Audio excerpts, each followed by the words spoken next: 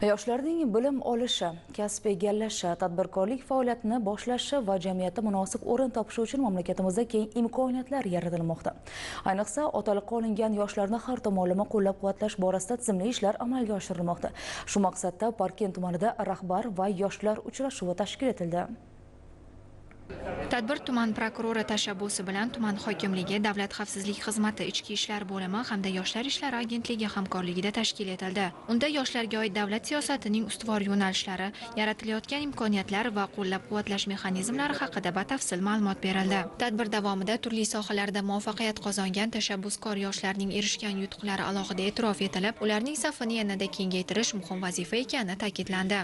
Shundan so'ng uchrashuv ochiq muloqot shaklida davom etdi. Yigit-qizlar o'zlarini qiziqtirgan savollar, takliflar va istiqboldagi rejalari yuzasidan bevosita rahbarlarga murojaat qilish imkoniga ega bo'ldi. Muloqot davomida bandlik, kasb-hunar egallash, tadbirkorlikni yo'lga qo'yish, imtiyozli kreditlar, ta'lim hamda ijtimoiy masalalar bo'yicha ko'plab murojaatlar tinglandi. Tadbirkorlik istagida bo'lgan yoshlar bilan suhbat bo'lib o'tdi. Xususan, ushbu rahbar va yoshlar o'rtasidagi uchrashuvda 100 dan ortiq yoshlar qatnashgan bo'lsa, aynan tadbirkorlik bilan shug'ullanish istagida bo'lgan yoshlar o'zlarining muammolari va takliflari bilan murojaat etishdi.